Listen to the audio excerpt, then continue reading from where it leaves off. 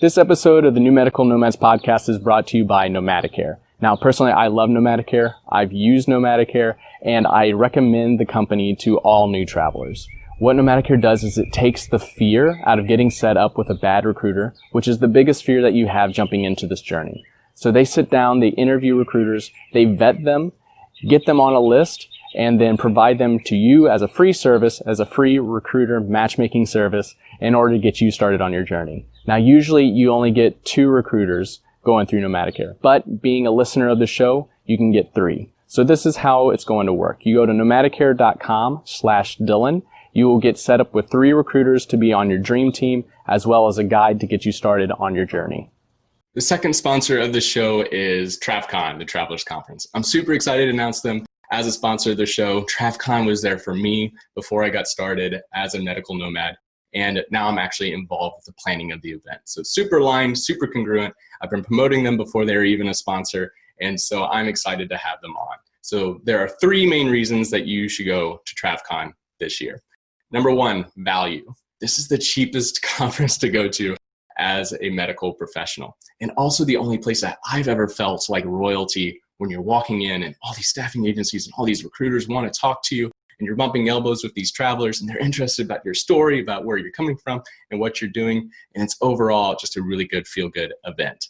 Number 2 is education and growth. So this conference was founded on the realization that there's a lot to know to be a medical traveler, to be a medical nomad. And so this is where you go to get the most updated tax information. This is where you go for those really niche specific questions on what's it like to travel in an RV and what's it like to travel to Hawaii. And then 3rd, community. This is where a lot of my traveler friends that are very near and dear to my heart right now, this is where we met.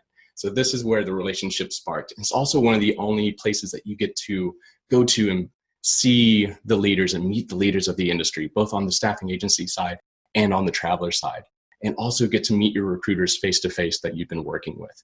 So TravCon is always in September every year. TravCon is also always in Las Vegas. The link is going to be in the show notes for you to get your ticket. I'll be at TravCon. All my friends will be at TravCon. I hope to see you there. Hey Nomads, this is Dylan coming at you from quarantine. This is the second part to my personal story of me being trapped in Peru, me being stuck in Peru. The last episode was kind of the setup why I was in South America in the first place, and just starting to get into the part where we were all of a sudden quarantined. So if you want to hear the setup to the story, if you want to hear that part of it, you can go back. And then this is going to be the second part right before all the crazy stuff happens. So everybody enjoy.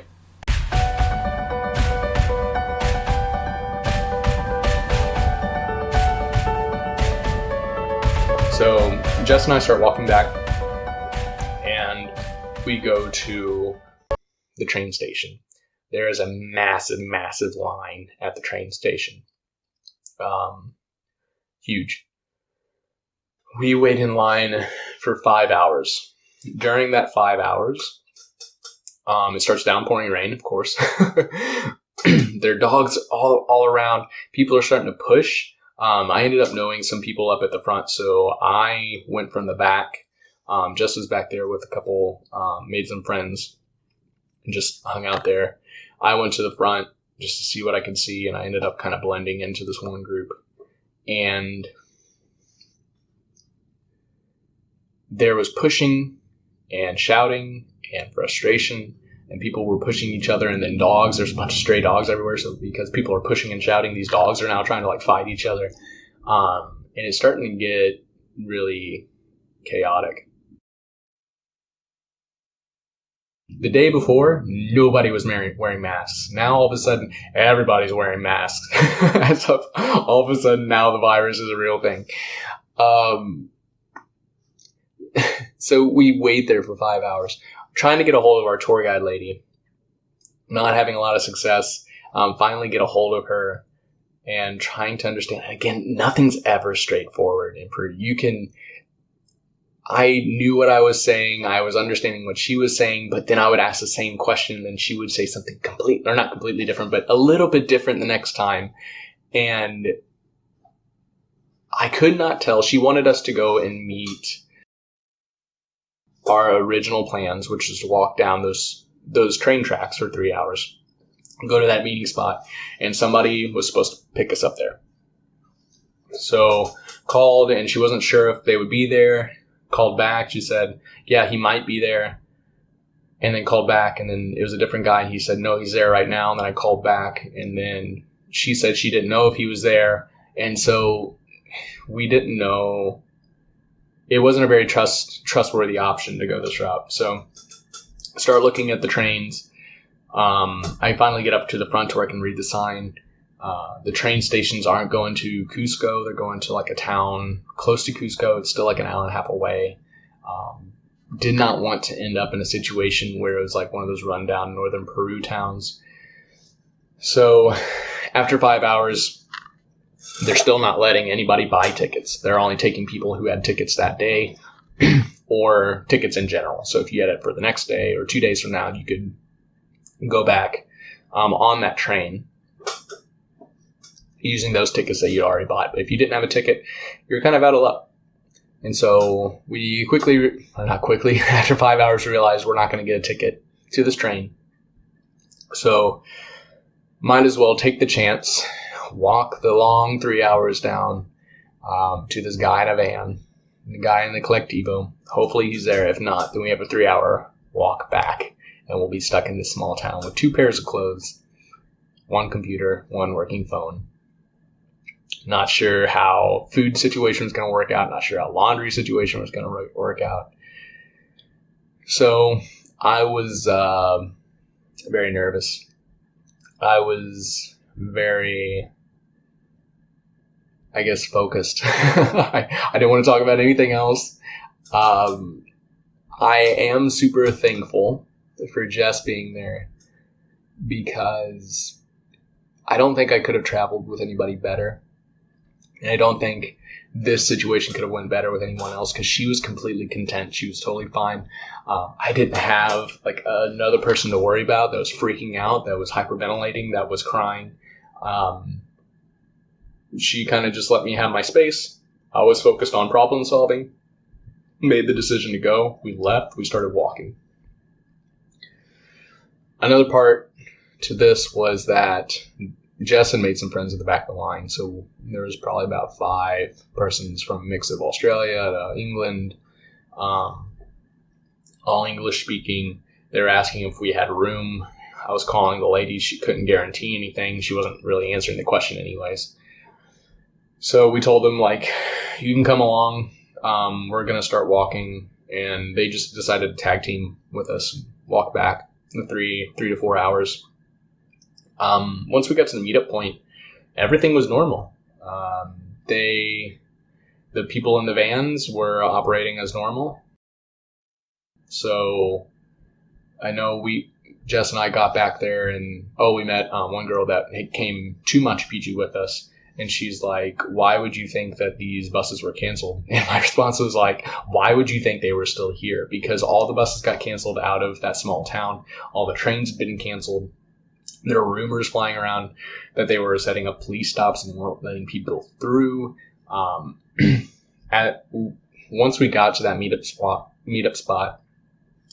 we just stopped listening to others, unless it came from an authority, because there were so many hearsay things, and some of them were true, a lot of them were not. So we just stopped believing what we heard for the majority of the time while we were there.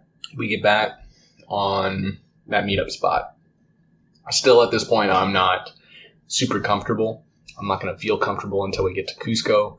That was the only, after we got to Cusco and back to our stuff, then the plan was to go and get a plane ticket. But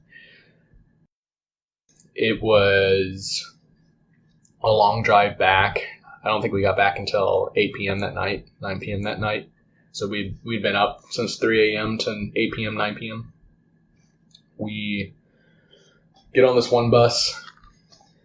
Our friends that we made in the back of the line were able to get on their own bus that was already there, because all the buses were, or not buses, but the vans. All the vans were running as planned.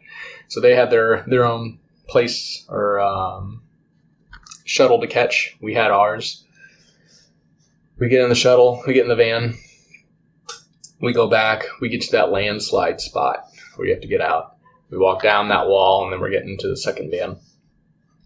And this is when some really messed up stuff happened. There were probably 3 or 4 girls that were trying to get on this second van.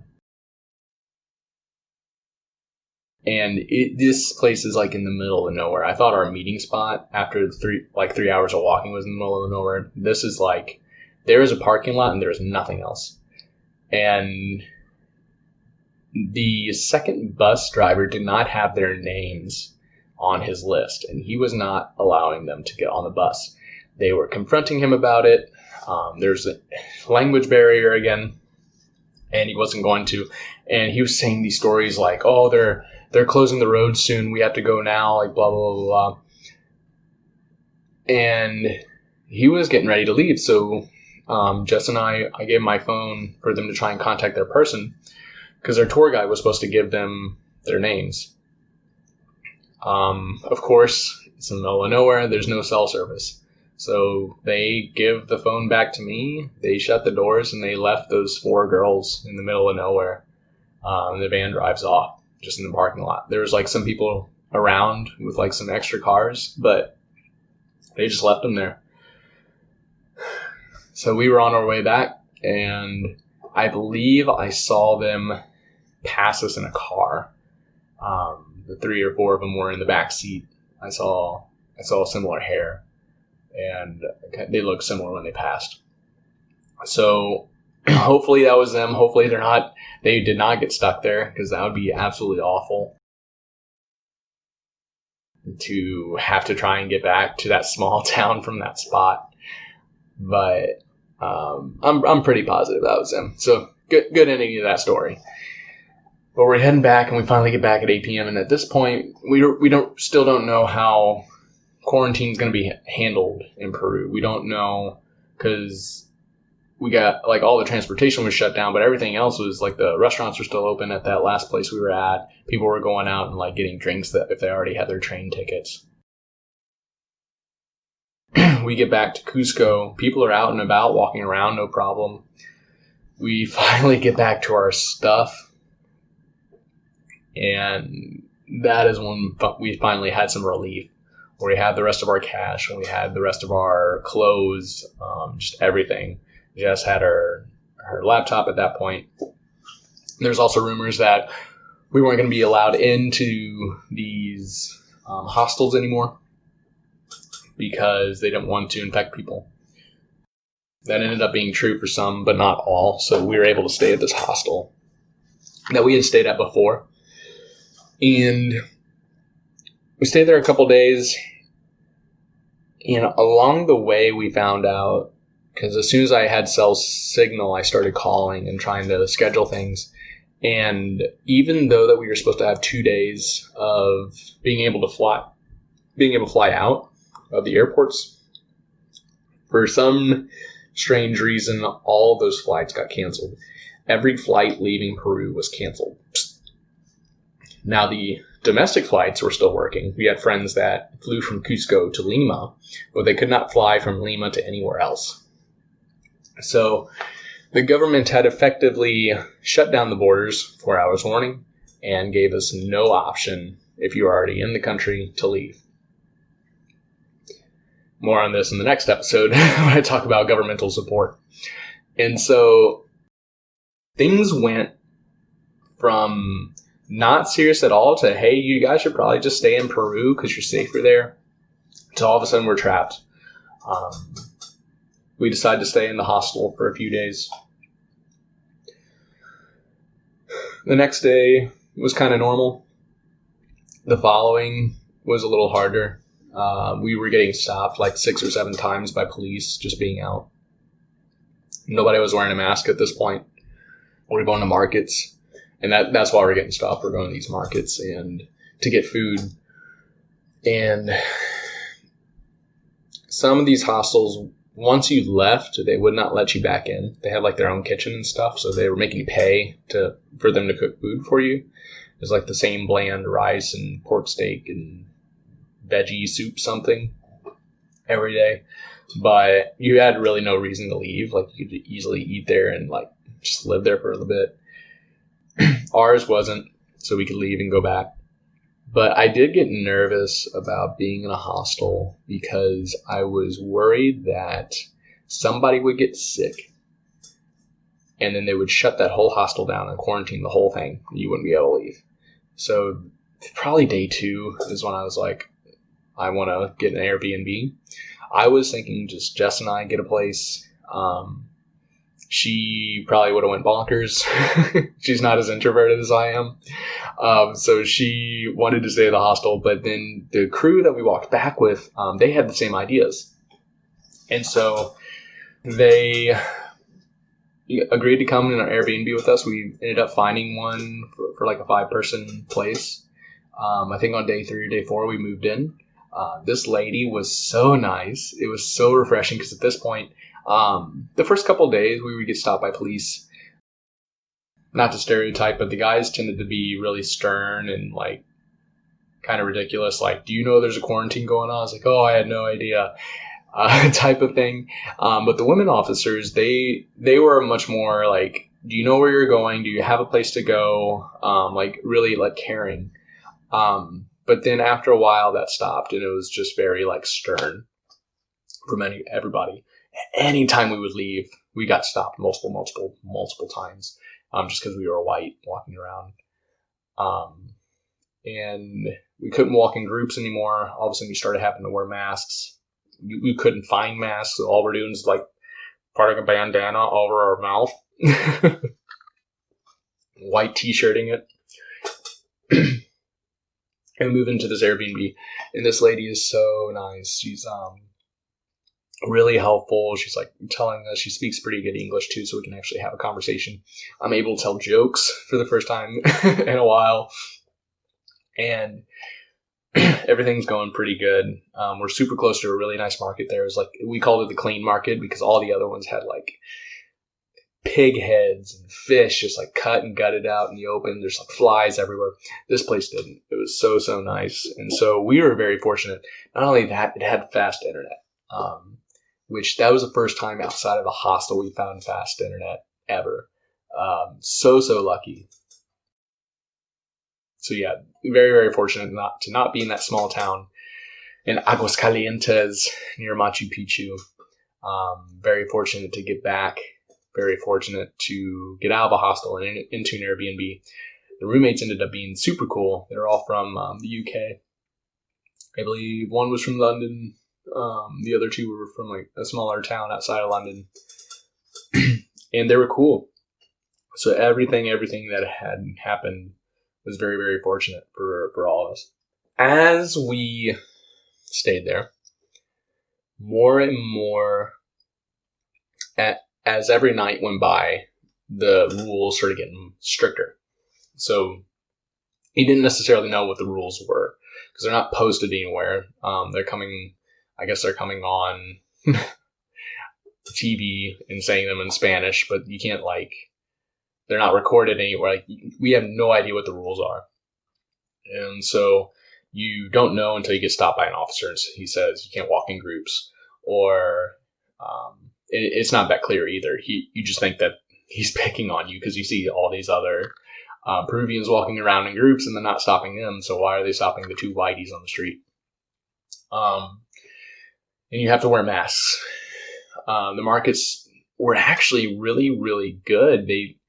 They started setting up like staying distances from people, except for like the barters that you were doing at the market. They had giant gallons or giant drums of like gallons of water for you to wash your hands before going into these markets for fresh fruit and nuts and meats if you wanted it, soaps, things like that. And we then found out through our landlady that they were starting a curfew. So the curfew started at 8 p.m. At this point, I think they were just starting to send out emails from the U.S. government. And so we're getting a little bit of rules like from there as well. So curfew is now starting at 8 p.m. The second night of the curfew, we were up. You weren't supposed to be able to buy alcohol, but everybody was still selling alcohol. So you'd go and you'd buy a few beers, or maybe you get some like cheapo wine, and you'd come back and we would play card games. Eventually we started playing trivia nights. We made a handmade Settlers of Catan game board. Like, talk about like ratchet, like just cut out cards. Jess had some paint. She like painted it like these awful looking, well, some of them look nice, Jess, but some of them looked pretty awful. We had matchsticks for roads. Like, if you haven't played the game, it's super, super fun. Totally worth it. But yeah, it was so funny. And, the second night, curfew started at 8 p.m. We were up drinking, which, again, we knew we weren't supposed to be able to buy alcohol. And it was at 9 p.m. We started hearing this like banging down the road. So bang, bang, bang, bang, bang, bang.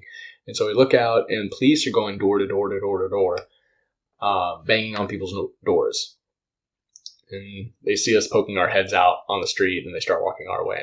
And so we're like, oh, shit. Hide all the bottles. We had like a back storage area. So we hid all the bottles, and then sure enough, we hear bang, bang, bang. We don't answer. The way that our Airbnb worked, there was like a door, and then once you open the door, that was to the street. So there's a door to the street. When you walked in that door, it was almost like apartment complexes. So there's probably about 4 different apartment complexes. Some you had to walk upstairs to. For ours, you just immediately went right, and on the inside of the door, you had stairs going up. And so we had a neighbor. When we moved in, we were told that she's very grumpy and don't make a lot of noise because she's blah, blah, blah. She would mean mug us when we walked in a lot of times. She would yell at some of the other guys in Spanish for smoking outside. I was able to converse with her a little bit. I didn't see her too many times, but I was able to get her to laugh. So I think she liked me. I don't know. Maybe it's just because I could speak some Spanish. Very, very poor Spanish. With a weird Colombian accent, I'm sure. So she let them in, and there's about 5 of them, and we get a knock on our door. I wasn't the person to answer it. I don't know what I was doing. Jess went down and answered the door. Oh, I was hiding bottles. That's what I was doing. Jess went down and answered the door, and I just hear this yelling in Spanish, and I can't really understand it. It's so fast. And so I run down, and yeah, there's 5 guys there just yelling at us, but all I could catch was that quarantine, 15 days in jail. It's pretty much all I could make out, and I felt like this wasn't normal, and so I was worried, and so I stepped in between them. I didn't want them coming inside. I pretty much acted like I didn't speak any Spanish, and I gave them my phone because I wanted to make sure I was understanding everything. And also, if they typed in something that was weird, I had a document of it because it would save it. Immediately after I pulled out the phone, 2 of them left. So there's now only 3. They start typing in the phone, 15 days in jail. The first guy that was talking with me when I was acting like I couldn't speak Spanish, he was threatening jail time, and I thought he was also saying money. And so I don't know if they were trying to get a bribe. So I give them my phone. They typed in, curfew starts at 8. Why are you up? It was like 9 p.m. Said, some of us are working upstairs, blah, blah, blah. You need to turn the lights off and go to bed. And there's a few other back and forths, and that was pretty much it. And so after that, we were like, okay, yeah, sorry, thank you. And we closed the door, they left. We turned off all the lights. And so we got really, really nervous about being seen again for the lights in our place. It's pretty much why they were coming and asking questions. The next day, I reached out to our landlady and told her what happened. She's like, no, that is not normal. Posted it on this one group. There's a big group where there was like, I think in this group at the time we joined, there's like 6,000 other U.S. persons stuck in Peru. And they said, no, definitely not normal. And this is when we started hearing all the bad stories that have been happening. People were barging into hostels that were drinking. They were giving breathalyzers. If you had alcohol in your breath, they put you in jail for 24 hours and gave you a hefty fine. People were getting stopped by fake police, asking for their passports and then not returning their passports. People were, young girls were in hostels and they were being assaulted by some of the guys that worked there. And so this was probably like day 5, day 6. I think we still had 8 days to go on the original like 14-day quarantine. And I started recognizing things going south fast. So while we were there, it was pretty fine other than that one run-in with a police officer. Police officers, we started hanging quilts over our windows so they couldn't see in. And then we started taking alleys when we walked to the markets because we didn't want to get stopped by them anymore. Because every single time we get stopped, and it was just a whole ordeal to try and explain to them like why we were out. And it wasn't us anymore. We weren't walking in groups anymore. And so I was very worried about what might happen. I recognized that some of these rules were not for the virus, but for riots. And they were shutting down the main square, so you couldn't like walk through the main square. So when we go to the big market should only take us like 10 minutes to walk to. They shut down the main square, so you have to walk around. So now it takes us like 35, 40 minutes just to get there. And that's when I started reaching out to friends to try and get Congress support to get us home. Again, I'll talk about all the governmental stuff that was going on. But at this time, most of my day was just emailing congresspersons and trying to get Jess and myself on a list. Before we even went on this trip, we were both registered in the STEP program. It's like Smart Traveler Enrollment Program for the U.S. I didn't think it was that big of a deal. I don't even know if I did it for my first trip, but I for sure wanted to do it for this trip, just so that the government knows where I'm at, just in case something ever happens. I know a lot of people don't do it. I felt why not? Might as well. Kind of like traveler's insurance. Be sure to always have traveler's insurance. So we were already enrolled in the STEP when they started telling travelers that you needed to get enrolled in the STEP program. Then U.S. government started sending out emails saying you need to send us an email of where you're at, who you're with, blah, blah, blah. Then they started collecting it online through another portal. Then they just wanted us to start sending this information to the U.S. or the airports that were near us. It was just a big jumbled mess. And so it was taking a lot of my time. Jess was doing some virtual work at the time, but largely I was just trying to get us home. So I was very proactive. The persons from UK, they still, to this point, had heard nothing from their government, was really dragging their feet. And when we got to maybe day 12 or day 13 of that quarantine, that's when they extended again. So now, quarantine's extended. Not only that, the rules are getting more strict. So now curfews from like 6 p.m. to 5 a.m. March 28th, Jess is the first one that gets to go home. I think what they were doing was sending a lot of young females home first. So the U.S. government had a tiered system of those who were over 80 need to go home, those who are over 60, people who are under 18, persons with a medical background had some priority. I don't think it was very much priority, but they did have some. And then they started sending like young females back home as well. So she got to go home first, which I was super thankful for, because it would have been great if we could have gone together. I knew she felt guilty because of it, but I would have been so worried to the point that I don't know if I would have been able to leave Jess there. because it was her first like international trip. She didn't speak any Spanish. She was, kind of my responsibility for that trip. So I am really happy with how it turned out, to where she got to go home first before me.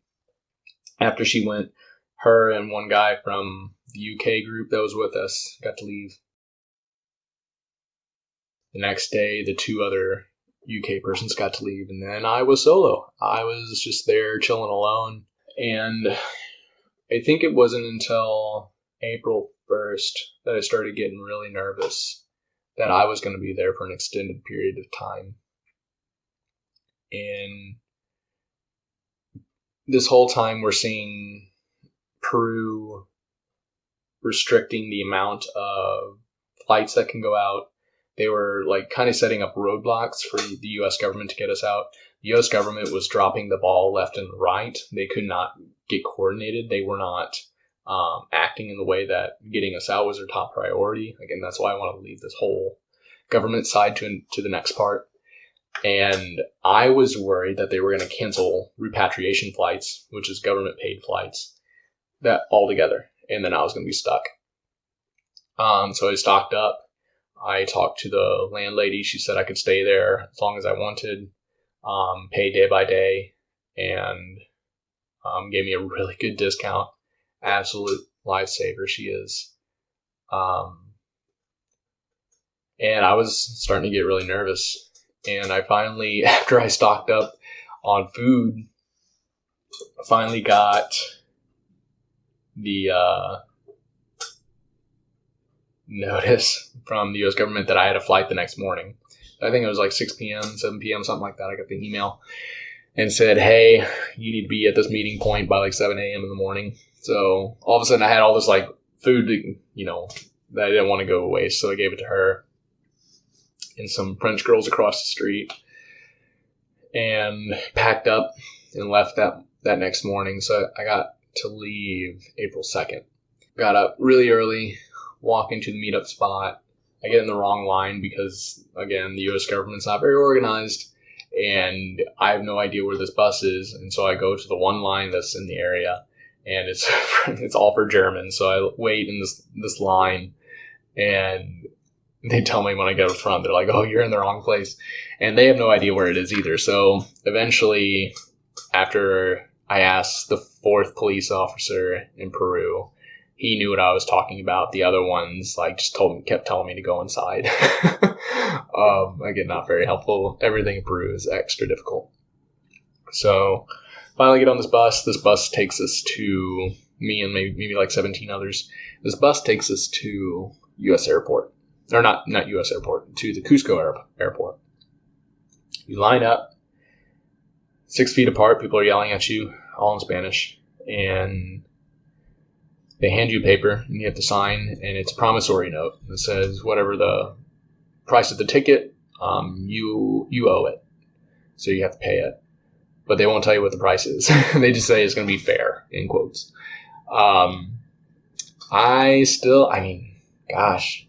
I got back April 3rd, April 6th. Recording day is May 26th. I still haven't heard back on that. I don't know if that's good or bad. Hopefully they got the right address. So we're lined up. We signed this note. We're allowed in. They're taking temperatures. And that's really the only thing that they're doing to screen people onto the plane is they're taking temps. And if you have a temp, you get booted off. There were 2 people that I saw. We were in a bus of 17, but there's more persons there. The Germans and then also other U.S. persons. 2 people didn't get to get on that I saw. And then 1 person from our group wasn't able to get on. So let me tell you this story. When I finally get into the right line, I'm standing by this couple that have mohawks. 1 dude who's probably in like his mid-30s, 1 younger girl. It turns out she's like 18, 19, something like that. And the older dude gave me the creeps, like hardcore. Did not like this dude. And it's kind of one of those conversations that start and you try to get out and it just keeps happening. So they are very eccentric. I believe she was from LA. I don't remember where he was from. They're not actually like a couple. They met each other on the road, and I don't know if they got mohawks together, if they both had mohawks beforehand, whatever. And they were stuck in one of these towns that was kind of like Aguas Calientes, where it didn't have the support that a big city would. So people were starting to pass away, probably normal causes, but everybody was so scared of getting this COVID thing that the morgues weren't picking up bodies anymore.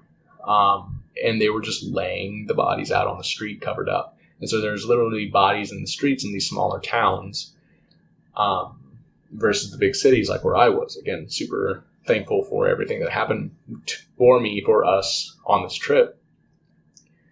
And so find that tidbit out. They had a wild journey. They had to come in on a bus. They had a note, but the note's like, again, police officers, they don't really look at the notes, or even though you have documentation, like that doesn't mean anything. You can still get stopped and they still won't let you pass. And they just make it super hard. It's not them. It's just like Peru in general. Everything's hard. It doesn't need to be hard. It's hard. And they had to like bribe a police officer to let them through. They got this like taxi guy to like agree to take them where they needed to go. And they finally got back. So they're telling me this story, and they decided to do cocaine earlier that night, because they got in at like 4 a.m. We had to meet at like 7 a.m. So they had to leave at like 6 a.m. So they knew they weren't going to get sleep. So they decided to do coke and just pull an all-nighter. And the thing about cocaine is it raises your temperature. And so they were ahead of me. The guy gets to go through. He passes. But the girl does not. The girl has a temperature. And so she is whisked away, taken off in a truck somewhere. I don't know what happened after that. But one from our group, 2 other persons that I saw did not pass the temperature test and just get taken away. The other guy, he gets on the plane. Even though he's the one that supplied the coke, he's fine. And unfortunately, that's that story. So we're now inside the airport. They line us up, and we're like out in the airport parking lot, 6 feet apart. We have to put our stuff over in like a pile over here, in a separate pile away from everybody else's. We're standing. I'm trying to talk to people. I thought the way that they had us lining up, I thought they were going to spray us with something, to be honest. But they brought the drug dogs out, smelled everybody's bags, and then they let us get in line for the plane. And our flight wasn't until like 2 p.m.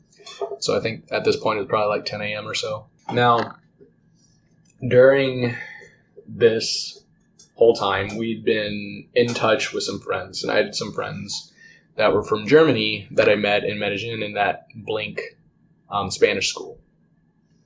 They were in a hostel, and they had experienced my fear of what if somebody gets sick. So this hostel was extremely strict. They weren't letting people leave. It was that one that was, if you left, you weren't allowed to come back. They were the ones that were drinking, and the cops came in and like arrested people and took them away. Well, somebody had a positive case in that hostel. And so they went through, and they had a physician go through and basically selected who was healthy, who was not. I don't know exactly what they used, but they were asking questions. And if you were unfortunate enough to have somebody who sounded sick or said that they had a cough or something in your room, again, these rooms are like 10 to 12 people, they would not let that entire room leave. So people had to stay at the hostel if you were unsick. If you were sick, if you were deemed healthy, quote unquote, you're allowed to go to a hotel. 6 people in our plane were from that hostel that went to stay at the hotel, so they were deemed healthy. As we were sitting and lined up, I was next to one of them, and he was just telling me this wild story. The first thing you notice is that they have bleach stains all over their clothes. And basically when they went from the hostel to that hotel, they got sprayed with like chlorine water. and it just completely like ruined anything that they were wearing or the bag or whatever. And so they were super excited, finally thinking they were going to get out. And they start calling these 6 names up. They then take them back to the parking lot. I'm thinking they're going to get shipped back, because even though they had U.S. government to get like approval to come back, Peru government did not want them leaving. Again, everything is in Spanish. I'm sure everything was more difficult than it needed to be, but they made them wait out there for probably 2 hours just in the middle of the parking lot, just sitting around. And they finally brought a physician out. He did an evaluation on them. I don't know all. I'm assuming listening to lungs. I'm assuming questions. I'm assuming temperature. I'm not exactly sure how they're screening. And luckily, after I think we had like an hour to board the plane, they all made it, and they were all allowed to come on board. We all get on the plane. It was really disappointing because there was still a massive line. People have been trying to get back to the U.S., and there was still a massive line of people in the standby line to get on the plane. We get on the plane, and like half the plane is empty, and it's not like a planned half. Like right now, like looking back, like airlines are reducing the amount of passengers they have to, reduce the chance of the spread, things like that. But people were trying to get home. People were sick. There were elderly that were having issues. There were diabetics that, ran out of insulin a couple days ago. There were people that ran out of heart medications that had been there for a while, 18 days. Like, you're supposed to get it able to get it from the pharmacies, markets, and banks are still open. But a lot of these pharmacies didn't have what they needed. And people only thought they were going to be there for 7 days. Maybe they only packed like 10 days worth of medications. And so they were trying to get back, and they were in the standby line, and yet the plane is still like, half empty when we're boarding. And earlier we'd seen photos, and I thought that maybe just people took it like when the plane was boarding. But no, like at takeoff, like this thing was like half empty. Really, really disappointing. But such a relief to finally get on there. I flew back. We flew to Lima. I still didn't tell hardly anyone. I won't say anyone. I told a couple people. But I did not tell my family that I was flying back, because I was so nervous that something was going to happen and I was not going to be able to make the flight back. And so it wasn't until I landed in Miami that I told my parents that, hey, I made it back to U.S. And that night went, and there was like a hostel near the Miami airport. It held like 6 to 8 people. I was the only person in it. I Ubered some Uber Eats, some like my Chinese food, like my body weight in Chinese food. It was absolutely great. That entire time we were eating ramen and bread and eggs, and that's pretty much it. Like we had some fruits and stuff, but it was really bland stuff, and like none of the restaurants are open. I did find one. You had to it was like the black market. So there was one restaurant near us that was still open. It was right across the street. I called it the Black Market Pizza, and it was terrible pizza, but it was still pizza, and it was like one of the few things that we could eat that wasn't ramen. I hadn't eaten ramen since my grandma moved in with us, and didn't really know how to operate the stove. And that's all we had for like that summer. And so I was already sick of ramen. I don't like ramen. Now I had a whole other 18 days of ramen. Oh, so I was so happy to have Chinese. And I know Chinese sounds a lot similar to ramen, but it's much different. And got the first flight back home, or to St. Louis at least, that I could in the morning. It was like 7 a.m. I was running on like zero sleep. Finally got to go back to St. Louis. Actually saw somebody else in a Peru parka. I was going to wear my Peru sweater, but forgot to put it on. And hit up a conversation with her. Just traded stories. Finally got back to St. Louis. Got to stay with my buddy Adam, who was the person that came and visited me for like 5 days when I was in Thailand. And he allowed me to stay there for 2 weeks and self-isolate. And so my original plan was come back and take a contract, but little did I think that the healthcare market would take a dive as well. So currently just waiting at home, doing a lot of farm work. After the 2 weeks, I got to come back. The reason I didn't self-isolate here at home is because my father, he's very prone to immune. He has a low immune system, and so he's really, really at risk.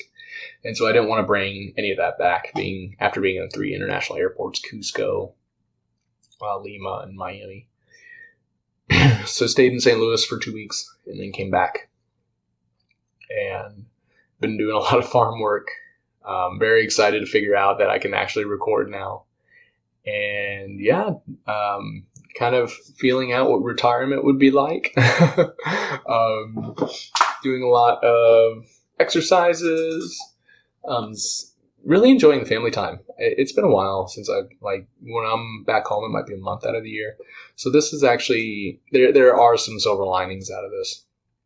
And that has been the journey. That was the Peru story. I'm not necessarily at the moment excited to go back to Peru. I have decided I will just pick up where we left off the next time I go back. So, I have 2 more years. I'm wanting to go to the other continents before I come back and revisit any place. But I'll probably just pick up from Peru, go see Machu Picchu, tell everybody, back in my day, we had to walk through a quarantine to go see Machu Picchu, not take this train. I might take the train next time. But, it's so pricey. It's like $100 one way, like US, ugh. And go from there to Bolivia to the Salt Flats to Argentina. I discovered Argentina was going to need longer than just 30 days, so I'm kind of excited for that. I was most excited for Patagonia. That didn't happen, but it'll happen eventually. But yeah, that is the Peru story on how I got stuck in Peru during COVID-19. And the next part is going to be covering the government and kind of what happens when you need government aid to get out of a country. So that'll be a lot more actionable. That's going to have more steps in exactly what I did to get back home. It's going to have kind of more about the step programs and what to do to get prepared that way. So if you're getting ready for an international trip, especially South America, you can definitely listen to that one and get some tidbits out of that. But this one was definitely just more infotainment for a wild, wild story that I'll get to hold on to until I am old and gray and tell this story to my grandkids when I'm telling them I was born before the internet. Wow, Grandpa, you're old. But if you guys are looking for the next episode of New Medical Nomads podcast, we officially launched them on Facebook. Look up New Medical Nomads podcast on Facebook. You can find it there. If you want the early access to the episodes, you can go to newmedicalnomads.com, or you can go to any of the sponsoring pages like iTunes or Spotify or YouTube, and you can get them much, much earlier there. Of course, any of the likes, sarcastic remarks, comments, winky faces, hearts, shares, all allows this information to be seen by others, which is the whole point of the show, is to help others. So greatly appreciate that. I hope everybody's staying safe during these quarantine. I hope everybody's buckled down, maybe not necessarily being super productive. I don't think that's absolutely needed, but at least enjoying yourself and being present in the moment for something that's likely or hopefully not going to happen again in our lifetimes. But everybody stay healthy. Everybody stay close with their family and their loved ones. And everybody have safe travels. Everybody have safe quarantine.